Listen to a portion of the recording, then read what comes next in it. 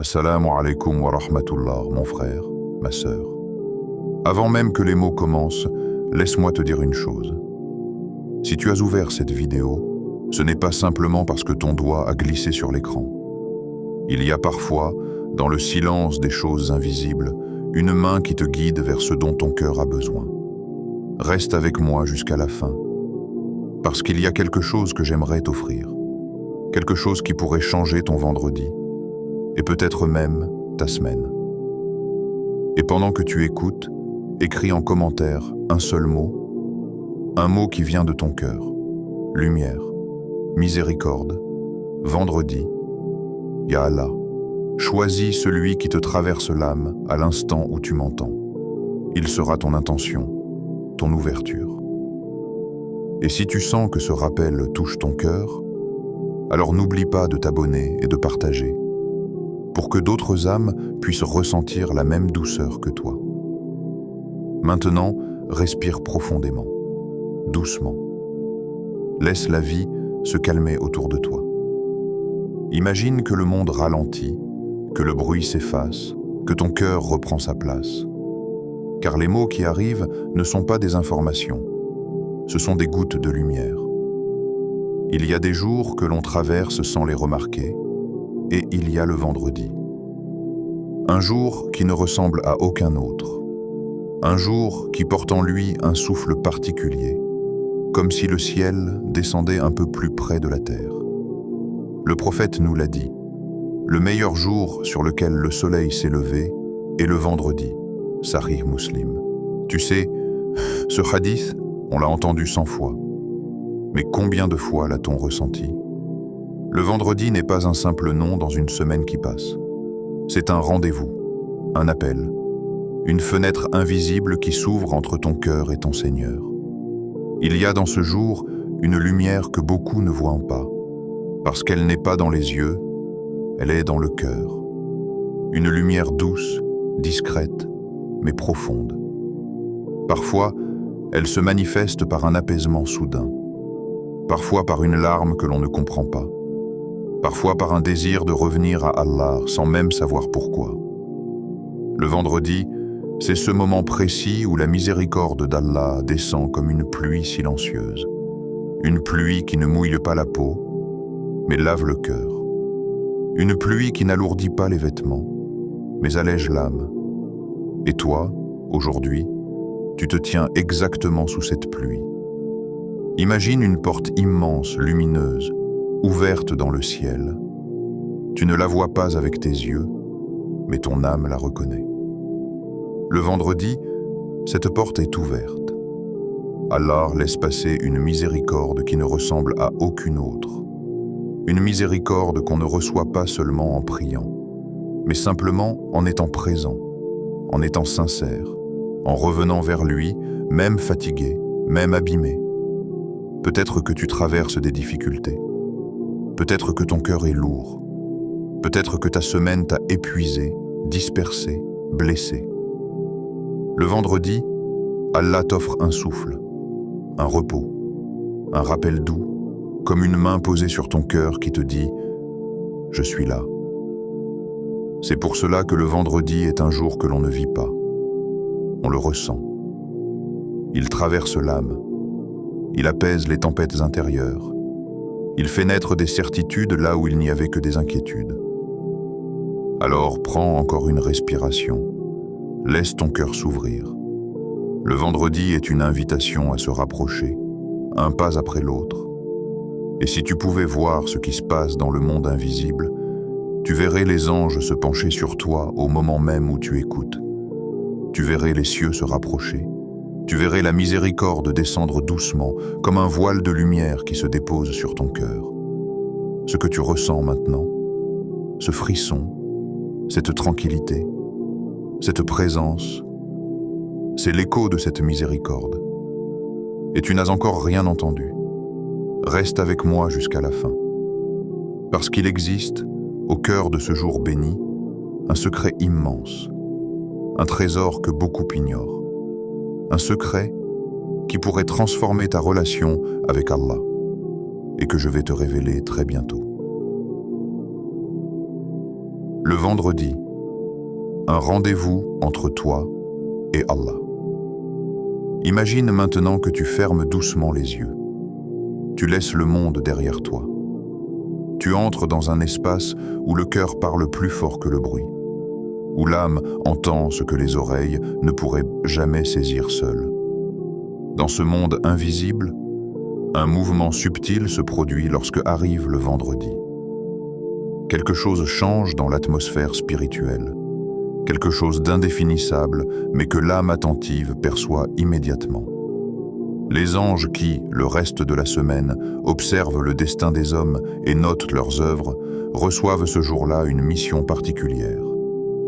Ils descendent vers la terre, ils s'approchent des mosquées, ils se tiennent près des portes, comme des témoins lumineux venus accueillir les cœurs qui cherchent Allah. On raconte dans les textes que les anges observent les croyants qui s'avancent vers la mosquée, regardent leurs pas, écoutent leurs intentions, saisissent les battements de leur cœur. Ils notent les noms un à mesure que les serviteurs d'Allah arrivent. Certains marchent vite avec enthousiasme, d'autres traînent les pieds, fatigués. D'autres encore viennent avec un cœur brisé, comme s'ils espéraient que ce vendredi soit celui où Allah posera sa main de miséricorde sur leur vie. Ressens cette scène. Visualise-la. Toi aussi, tu es sur cette liste. Ton nom est inscrit parmi ceux qui se présentent devant Allah avec espoir. Imagine une page blanche, immense, lumineuse dans les mains d'un ange. Chaque fois qu'un croyant avance vers la mosquée, ou qu'il se tourne vers Allah même depuis sa maison, l'ange écrit « Un tel est venu, une telle a invoqué, un tel a espéré ». Le vendredi, rien de ce que ton cœur fait n'est ignoré. Tu marches avec un poids sur les épaules, c'est vu. Tu arrives épuisé par les épreuves, c'est vu. Tu n'arrives peut-être pas physiquement à la mosquée, mais tu te tournes vers Allah depuis ta chambre, la main sur le cœur. C'est vu également.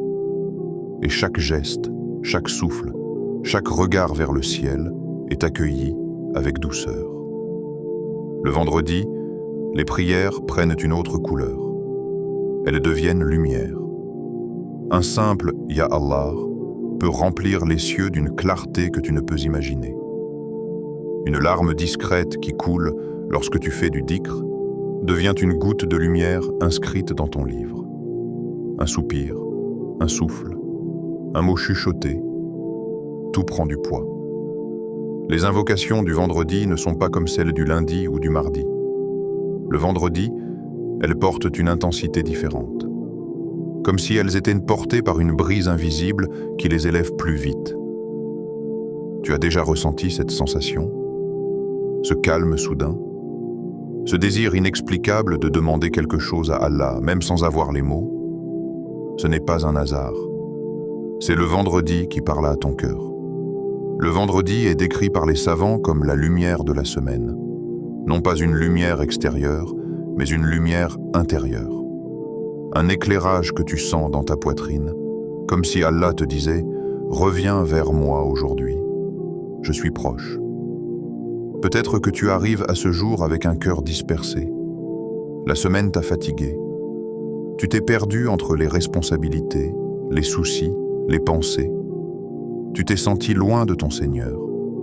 Le vendredi n'exige pas que tu arrives parfait.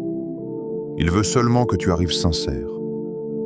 Le vendredi, c'est le refuge des cœurs lourds, le sanctuaire de ceux qui cherchent encore, le repos de ceux qui sont tombés et veulent se relever. Et parmi toutes les bénédictions du vendredi, il en existe une qui dépasse tout le reste. Une heure, un instant, un moment suspendu où tout peut basculer. Le secret du vendredi. Une heure où tout peut changer. Le prophète a parlé d'une heure cachée, un moment unique, enveloppé dans le mystère, dispersé quelque part dans cette journée bénie. Un instant si précieux que si un croyant tombe dessus, ses invocations sont inévitablement exaucées. Il a dit « Le vendredi contient une heure durant laquelle Allah accorde tout ce que demande un serviteur croyant. » Sahih al-Bukhari. Réfléchis un instant à la profondeur de cette parole. Une heure où Allah dit « demande, et je te donnerai. Une heure où le ciel s'ouvre sans barrière. Une heure où les prières prennent la forme de flèches de lumière qui atteignent directement les cieux. Pourtant, cette heure n'a pas de signal, pas de bruit, pas de lumière visible, pas d'horloge qui sonne. Rien ne te dit, c'est maintenant. Et c'est justement cette absence de signe qui en fait un trésor. Allah l'a laissé invisible pour que le croyant passe sa journée à espérer, à invoquer, à attendre, à être connecté. Cette heure n'est pas faite pour être calculée. Elle est faite pour être cherchée. Tu peux croire qu'elle se trouve avant la prière de Jumu'ah. Peut-être. Tu peux penser qu'elle est entre l'Adhan et l'Iqama. Peut-être. Tu peux croire qu'elle est dans la dernière heure avant le Maghrib, comme la majorité des savants l'ont expliqué. Peut-être. Mais en réalité, personne ne peut la pointer du doigt. C'est une heure qui glisse dans la journée, silencieuse, rapide, discrète. Elle passe parfois au moment où tu poses ton front sur le sol, avec un cœur lourd. Elle passe peut-être lorsque tu lèves les mains en larmes en disant « Ya Rabbi, aide-moi ». Elle passe peut-être lorsque tu te sens seul, mais que tu te rappelles Allah. Il suffit d'un instant. Et si tu tombes sur cette heure, ta vie peut changer. Pas seulement ta journée, ta vie. Imagine, tu demandes une guérison, une porte de subsistance, une paix intérieure, une solution qui semble impossible, une rencontre, un mariage, un enfant, une sortie d'une épreuve, la guidance, la force, la lumière. Et Allah te répond, ce n'est pas une légende, c'est une promesse du prophète. Alors tu comprends pourquoi les pieux multipliaient les invocations le vendredi. Ils cherchaient cette heure comme on cherche une perle précieuse dans un océan. Ils savaient qu'un moment, quelque part, tout ce qu'ils diraient serait inscrit comme une certitude. Le vendredi n'est donc pas seulement un jour. C'est une quête. Une invitation à ouvrir ton cœur, à demander, à espérer, à revenir à Allah avec une voix tremblante, même si tu n'as pas les mots parfaits. Et l'un des meilleurs moyens de toucher cette heure, c'est le dhikr, un dhikr puissant pour illuminer ton vendredi. Il existe une invocation qui, prononcée avec sincérité, ouvre des portes que tu ne soupçonnes pas. Une invocation courte, simple, mais extrêmement profonde. Les savants en ont parlé, les cœurs en ont témoigné, les croyants y ont trouvé un refuge. Cette invocation est « Allahumma ij'al li min ladunka nasib » « Oh Allah, accorde-moi une part de ta générosité ». Ces mots semblent courts, mais ils portent un océan de lumière. Ils ne demandent ni éloquence ni apprentissage compliqué. Ils demandent simplement un cœur qui espère. Quand tu dis « Allahumma », tu appelles Allah directement. Tu ne prononces pas un nom lointain, tu appelles celui qui t'a créé, celui qui t'a vu pleurer en secret, celui qui connaît les battements de ton cœur mieux que toi-même. Tu dis « Oh Allah, toi qui sais tout ce que je traverse, écoute-moi ».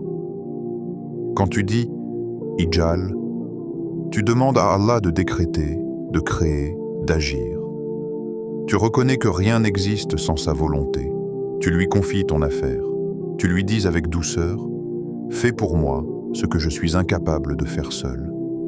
Quand tu dis « Li », tu t'inclus toi-même dans la miséricorde. Tu dis « Ô Seigneur, moi aussi, j'ai besoin de toi. Moi aussi, je cherche ta lumière. Moi aussi, j'ai des douleurs que personne ne voit. Moi aussi, j'ai un cœur qui espère. » Quand tu dis « Min ladunka », tu demandes quelque chose qui vient directement d'Allah. Sans intermédiaire, sans cause matérielle, sans calcul humain, c'est comme dire « Je ne veux pas seulement ce que le monde peut m'offrir. Je veux ce que toi tu veux m'offrir. Je veux ton choix, pas le mien. Ton destin, pas mes plans. Ton décret, pas mes illusions. » Et quand tu dis « Nasiban », tu demandes ta part. pas celle des autres. Pas plus, pas moins. Juste ce qui t'est destiné, ce qui est fait pour toi, ce qui te convient, ce qui t'élèvera, ce qui te rapprochera d'Allah. Ce dhikr, mon frère, ma sœur, ce n'est pas une phrase, c'est une clé qui ouvre quelque chose à l'intérieur avant d'ouvrir quelque chose à l'extérieur. Une clé qui fait descendre une paix que tu n'avais pas sentie depuis longtemps. Une clé qui change ton rapport à Allah, qui apaise tes peurs, qui adoucit ta poitrine. Tu peux la répéter 100 fois, 1000 fois, ou simplement quelques minutes, mais si ton cœur est présent, elle touchera le ciel. Cette invocation n'est pas un secret magique, c'est une caresse spirituelle. Et lorsque tu la répètes le vendredi, elle porte une puissance encore plus grande. Comme si chaque répétition gravissait un degré supplémentaire vers la miséricorde. Les cœurs qui ont goûté à cette invocation en parlent comme on parle d'un parfum qui reste longtemps après être passé. Tu la murmures, et elle reste dans ton âme. Tu la répètes, et elle nettoie les zones de ton cœur où la poussière s'est installée. Tu la dis encore, et elle t'ouvre un chemin vers Allah que tu croyais fermé. Le vendredi est un rendez-vous. L'heure secrète est une opportunité. Et ce dhikr est une clé. Tu as maintenant les trois. Tu peux en faire un moment qui transformera ta relation avec Allah d'une manière que toi seul sentiras. Comment vivre pleinement ce vendredi? Imagine que quelqu'un te prend doucement par la main et te guide à travers une journée entière. Une journée choisie par Allah. Une journée où chaque détail peut devenir un pas vers lui. Imagine une voix calme, posée, qui t'accompagne du lever du soleil jusqu'à son coucher, comme si elle veillait sur ton cœur à chaque instant. Cette voix ne te presse pas, elle ne te force pas, elle ne t'exige aucune perfection. Elle te dit simplement « Viens, marchons ensemble ». C'est dans cet esprit que je veux t'expliquer comment vivre ce vendredi. Non pas comme un rituel, non pas comme une obligation, mais comme une expérience spirituelle, une traversée, un voyage intérieur. 1. Commencez après Salat al-Fajr, le premier souffle sacré. Quand tu termines ta prière du Fajr, ce n'est pas seulement la fin d'un acte d'adoration, c'est une naissance, une renaissance. Le monde est encore silencieux, les rues sont vides, les cœurs, eux aussi, n'ont pas encore été bousculés par le chaos du jour. C'est à ce moment précis que les portes du vendredi commencent à s'ouvrir. Assieds-toi quelques minutes. Tu n'as pas besoin de tapis spécial ni de lumière particulière. Tu peux rester sur ton lit, sur ton fauteuil ou juste là où tu pries. Ce qui compte, ce n'est pas l'endroit. C'est le choix que tu fais de rester un peu plus longtemps avec Allah. Ferme doucement les yeux. Laisse ta respiration devenir lente, naturelle. Suis l'air qui entre, l'air qui sort. Et dans ce rythme, ajoute ces mots. Allahumma ij'al li min ladunka nasiba. Ô Allah, accorde-moi une part de ta générosité. Ne cherche pas l'intensité. Cherche la sincérité. Ne cherche pas à ressentir quelque chose. Cherche simplement à être là. Le matin du vendredi a une particularité. Les cœurs sont plus légers. Même si tu ne le sens pas, ton âme le sait. C'est comme si, à ce moment-là, Allah te disait « Approche-toi. Il n'y a rien entre toi et moi. » Et lorsque tu commences ton dhikr à cet instant, tu construis la fondation de toute ta journée. Chaque répétition devient une pierre posée dans ton cœur. Tu te prépares à accueillir la lumière, même si tu ne sais pas encore comment elle viendra. Tu peux dire l'invocation 20 fois, 50 fois, 100 fois, ou simplement la répéter quelques minutes avec douceur. Ce qui compte, c'est que tu offres le premier souffle de ton vendredi à ton Seigneur. Lorsque tu te lèveras pour commencer ta journée, ton cœur aura déjà été touché par ce moment d'intimité. Et cela changera le reste de la journée d'une manière subtile, mais profonde. 2. Diviser en petites séries. Avancez doucement, avec amour. Le dhikr n'est pas un marathon. C'est un voyage intérieur. Beaucoup de gens commettent une erreur. Ils veulent atteindre un chiffre, 1000 fois, 500 fois. À force de compter, ils oublient de ressentir. Toi, tu vas faire différemment. Tu vas marcher doucement, comme un voyageur qui savoure chaque pas. Imagine que tu tiens entre tes mains un collier de lumière. Chaque fois que tu dis l'invocation, tu fais glisser une perle. Tu n'es pas pressé d'arriver à la fin. Tu profites de chaque mouvement, de chaque vibration, de chaque mot. Fais des séries courtes, 10 répétitions, puis respire. 20 répétitions, puis pense à Allah. 50 répétitions, puis laisse ton cœur se reposer. Il ne faut jamais prier jusqu'à épuiser ton âme. Il faut prier jusqu'à éveiller ton âme. À chaque pause, observe ton état. Ton cœur s'est-il adouci? Ta respiration est-elle plus calme? Ton esprit s'est-il clarifié? Tu te sens plus proche d'Allah? Ces petites séries ont un secret. Elles gardent ton dhikr vivant. Tu ne le récites pas comme un devoir, mais comme un amour qui revient par vagues. Tu peux faire une série le matin, une autre en marchant, une autre dans ta voiture, une autre en cuisinant. Tu n'es pas obligé de t'asseoir longuement. Le dhikr se glisse dans la vie, comme la lumière se glisse dans les fissures d'une porte. Le dhikr n'est pas dans ta langue, il est dans ton intention. Tu peux répéter l'invocation en silence, en murmurant, mentalement ou avec les lèvres. Et chaque fois, tu ajoutes un peu plus de lumière à ton cœur. Troisième, choisir les moments bénis, se tenir là où le ciel s'ouvre davantage. Il y a des instants dans la journée où Allah ouvre le ciel un peu plus. Des heures où l'air semble plus doux, où les pensées deviennent plus claires, où l'âme se sent appelée. Ces moments ne sont pas des obligations. Ce sont des cadeaux, avant la prière du Jumu'ah, le moment où les croyants se dirigent vers la mosquée, où les rues commencent à vibrer du rappel, où les voix des imams se préparent à s'élever. C'est un moment chargé de lumière. Si tu prononces ton dhikr à cet instant, tu te joins à un océan de louanges. Tu marches dans la même direction que des milliers d'anges. Entre l'adhan et l'ikama, le prophète a dit que c'est un moment où les invocations ne sont jamais rejetées.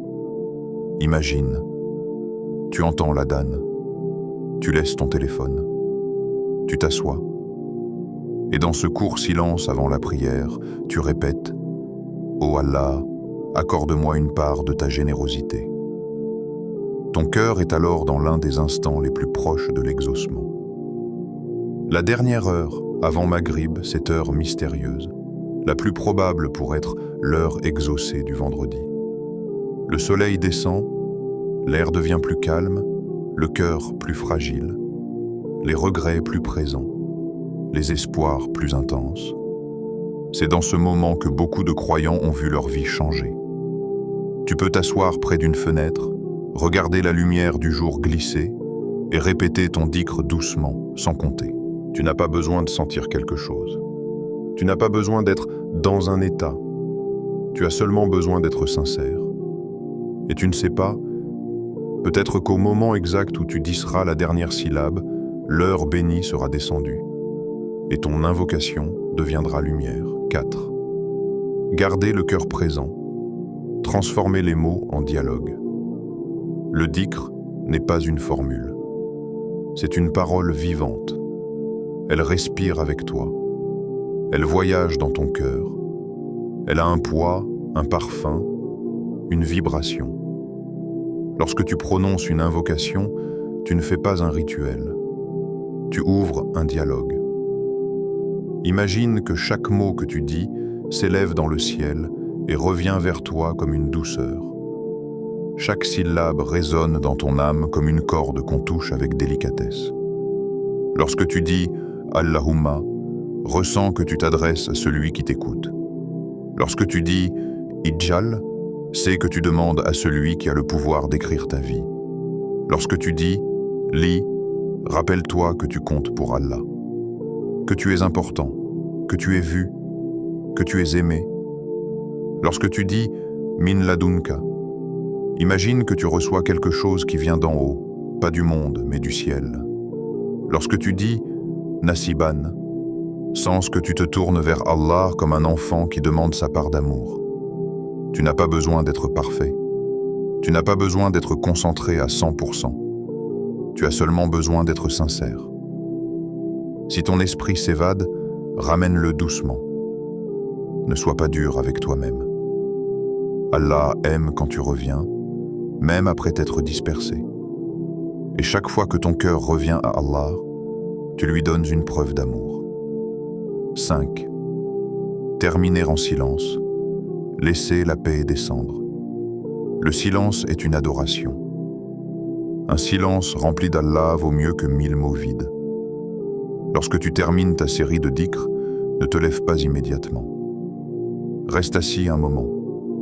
Laisse ton corps se reposer. Laisse ton souffle s'apaiser. Ferme doucement les yeux. Observe ce qui se passe en toi. Peut-être une chaleur, peut-être une légèreté, peut-être une absence de pensée. Peut-être juste une paix discrète, mais réelle. C'est la réponse d'Allah. Pas dans ta vie extérieure pour l'instant, mais dans ton cœur. C'est ainsi que commence toute transformation. Tu comprendras, avec le temps, que ce calme intérieur est déjà une forme d'exaucement. Une porte qui s'ouvre, un signe, un cadeau, les bienfaits qui accompagnent ce dhikr. Ce dhikr ne change pas seulement ton état spirituel, il change quelque chose de beaucoup plus profond, ton cœur. Il enlève la poussière du stress et des soucis. Le cœur humain accumule de la poussière chaque jour. Les soucis, l'angoisse, la peur, les regrets. Il recouvre ton cœur comme une fine couche de sable. Chaque répétition du dhikr enlève un grain, puis un autre, jusqu'à ce que la lumière recommence à entrer. Il apporte une paix qui ne dépend pas des circonstances. Le monde extérieur peut être chaotique. Le travail, les problèmes, la famille, les épreuves. Rien de tout cela ne disparaît avec un dhikr. Mais quelque chose en toi change. Tu n'es plus à la merci des vagues. Tu flottes au-dessus, comme si Allah te portait. Il remplit ton âme de confiance et d'espérance. Lorsque tu dis « min ladunka », tu demandes quelque chose qui vient d'Allah, et ton cœur comprend que ce qui vient de lui est toujours meilleur. Cette phrase seule suffit à transformer ton rapport au destin. Tu te sens plus confiant, moins apeuré, plus ouvert. Tu commences à croire que le bien est possible. Il adoucit ton caractère. Un cœur qui se remplit de dhikr devient plus doux, moins colérique, moins impulsif, plus patient, plus lumineux. Les gens le sentent, ton visage change, ton ton de voix change, ta manière de répondre change. C'est Allah qui agit. Tu ne fais que répéter. Il te rapproche d'Allah d'une manière subtile mais profonde. Le dhikr est un pont. À chaque répétition, tu fais un pas. Tu ne t'en rends peut-être pas compte, mais tu avances. Un jour, tu regarderas derrière toi et tu diras « Je suis plus proche qu'avant ». Et ce sera vrai. Les leçons tirées des prophètes. Imagine maintenant que tu entr'ouvres un livre ancien, un livre que le temps n'a jamais réussi à dégrader. Ses pages sentent la lumière. Son écriture porte l'empreinte des destinées. En l'ouvrant, tu entends des pas, des souffles, des voix qui traversent les siècles. Et parmi ces voix, il y a celle de deux hommes, deux prophètes, deux destins brisés mais illuminés, deux cœurs qui ont connu la lourdeur de la solitude, mais aussi la beauté du secours d'Allah. Ces récits ne sont pas de simples histoires, ce sont des miroirs. Quand tu les écoutes, tu ne contemples pas leur vie, tu contemples la tienne. Yunus, alayhi salam, la lumière née des ténèbres. Imagine une mer noire. Pas noire comme la nuit, noire comme la douleur, noire comme un cœur qui a oublié comment espérer. Le ciel est chargé, le vent hurle, les vagues s'élèvent comme des montagnes qui veulent engloutir tout ce qui existe. Sur un bateau secoué par la tempête, un homme est désigné. Pas n'importe quel homme. Un prophète. Yunus, alayhi salam. Il est jeté dans l'océan. Son corps tombe comme une pierre. L'eau glacée l'enveloppe. Le silence le serre. Le froid traverse sa peau, ses os, jusqu'au fond de son âme. Et là, dans l'inimaginable, une baleine immense l'avale. Le monde extérieur disparaît. Il n'y a plus de lumière, plus de direction, plus de son, plus d'espace. Il n'y a qu'une obscurité totale. Une obscurité qui n'épargne personne. Une obscurité qui ressemble à celle que tu ressens parfois. Lorsque la vie t'enferme. Lorsque tu ne vois plus d'issue. Lorsque tu ne comprends plus pourquoi Allah a permis telle épreuve. Lorsque tu sens que tu as été abandonné. Mais dans cette obscurité, Yunus, alayhi salam, a fait quelque chose d'extraordinaire. Il n'a pas cherché une ouverture. Il n'a pas appelé à l'aide les marins. Il n'a pas essayé de frapper les parois. Il n'a pas dit « Pourquoi moi ?» Il a invoqué. Pas une longue invocation, pas une prière poétique, pas un discours, juste une vérité, une reconnaissance, un aveu d'amour et de faiblesse. La ilaha illa anta subhanak, inni kuntu minaz zalimin. Il n'y a de divinité que toi, gloire à toi. J'ai été du nombre des injustes. Cette invocation a traversé 3 obscurités. La nuit, la mer et le ventre de la baleine. Elle a traversé ses voiles comme une flamme traverse la glace, et elle est montée jusqu'au trône. Allah, dans sa grandeur, a répondu. Il a ordonné à la baleine de remonter. Il a ordonné à la mer de l'épargner.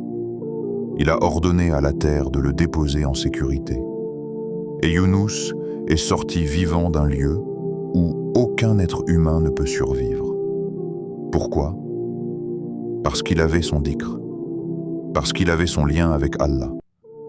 Parce qu'au fond du noir le plus profond, il a choisi la lumière. Tu as peut-être toi aussi un ventre de baleine, un endroit où tu te sens enfermé, une situation dont tu ne vois pas l'issue, une période où tu as perdu l'espoir, une solitude que personne ne comprend. Mais la même lumière qui a traversé la mer peut traverser ton cœur. La même invocation qui a brisé l'impossible peut briser ta nuit. La leçon de Yunus est simple. Même lorsque tu as tout perdu, si tu n'as pas perdu Allah, tu n'as rien perdu. Ayoub, alayhi salam. La patience qui ouvre les portes du ciel. Maintenant, tourne une autre page du livre. Tu y verras un autre homme, un prophète dont la vie a été un océan d'épreuves, un homme comblé de tout, avant d'être vidé de tout. Ayoub, alayhi salam. Son nom résonne comme un rappel que la souffrance peut aussi être un chemin vers Allah. On raconte que ce prophète avait la santé, les enfants, les richesses, l'amour. Puis un jour, tout lui a été enlevé, un à un, comme si Allah avait retiré les piliers de son existence, laissé son cœur seul dans une maison effondrée. Sa peau est devenue douloureuse, ses os sont devenus fragiles, son corps s'est affaibli. Les gens se sont éloignés de lui. Son entourage l'a presque oublié. Ses biens ont disparu. Ses enfants ont quitté ce monde. Il n'avait plus rien, sauf son cœur. Et son cœur n'a pas faibli. Il aurait pu dire « Pourquoi moi ?» Il aurait pu dire « J'ai tant obéi. Pourquoi m'éprouver ainsi ?» Il aurait pu dire « Ce que je traverse, c'est trop. » Mais il a dit « Anni massani ad-durru wa anta arhamur rahimin » Le mal m'a touché et tu es le plus miséricordieux des miséricordieux. Regarde la beauté de cette invocation. Il reconnaît sa douleur. Oui, Il souffre, oui. Il est accablé, oui. Il a mal. Mais il ne perd pas la vue de la miséricorde d'Allah. Son invocation est un mélange parfait de vulnérabilité et de confiance. C'est ce mélange qui a ouvert les portes du ciel. C'est ce mélange qui a guéri son corps. C'est ce mélange qui lui a rendu ce qu'il avait perdu. C'est ce mélange qui a transformé sa douleur en lumière. Tu sais pourquoi? Parce que la patience n'est pas l'absence de douleur. La patience, c'est choisir Allah malgré la douleur. Le cœur d'Ayoub était rempli de lumière, même quand son corps était rempli de souffrance. La leçon d'Ayoub est claire. Peu importe ce qu'Allah t'a enlevé, il te rendra toujours quelque chose de meilleur, si tu continues à invoquer. 2 prophètes, 2 obscurités, une seule clé, l'invocation. Entre Younous et Ayoub, les épreuves ne se ressemblent pas. L'un a été englouti par les ténèbres, l'autre a été écrasé par la douleur. Mais leurs cœurs ont fait la même chose. Ils ont invoqué. Leur salut ne vient pas du monde. Il ne vient pas d'un miracle humain. Il ne vient pas d'une circonstance favorable. Il vient du lien qu'ils avaient avec Allah. Un lien tissé dans le dhikr, dans la confiance, dans l'abandon, dans l'amour, dans la certitude que même dans la nuit la plus profonde, Allah voit. Toi aussi, tu peux être dans une situation obscure. Ce n'est peut-être pas une baleine. Ce n'est peut-être pas une maladie. Mais c'est peut-être une épreuve intérieure, un manque, une peur, une blessure, un échec, une période où tu t'es perdu. Mais tant que tu as ton dhikr, tu as une lumière. Tant que tu lèves les mains, tu n'es pas seul. Tant que tu parles à Allah, tu es vivant. Tant que tu dis « Ya Allah », l'espoir existe. L'obscurité n'est pas ton ennemi. Elle aide le décor dans lequel Allah fait apparaître sa lumière. Aujourd'hui, fais un pas vers Allah. Il y a un moment dans la vie où les mots ne suffisent plus, où la théorie s'arrête, où le cœur doit avancer. Ce vendredi peut être l'un de ces moments. Pas parce que tu vas faire 1000 répétitions, pas parce que tu vas trouver un long dua, pas parce que tu vas sentir quelque chose de spectaculaire, non. Parce qu'un seul mot, dit avec sincérité, peut ouvrir des portes que 1000 mots récités machinalement n'ouvriront jamais. Le secret n'est pas dans la quantité, il est dans la présence. Tu vas répéter l'invocation, tu vas chercher l'heure cachée, tu vas laisser ton cœur se tourner vers celui qui n'abandonne jamais. Tu vas dire à Allah, même avec une voix fragile, « Oh Allah, accorde-moi une part de ta générosité. » Et à ce moment-là, quelque chose se passera. Peut-être une paix, peut-être une larme, peut-être un apaisement silencieux, peut-être rien du tout, extérieurement. Mais à l'intérieur, une lumière se sera allumée. Il suffit parfois d'un pas pour que tout commence. Un pas minuscule, un pas invisible, un pas fait avec un cœur qui tremble. Le prophète a dit « Lorsque tu fais un pas vers Allah, Allah vient vers toi en courant. » Imagine cela. Toi, tu avances d'un pas. Allah, lui, court vers toi. Lui qui n'a besoin de rien. Lui qui possède tout. Lui qui dirige l'univers.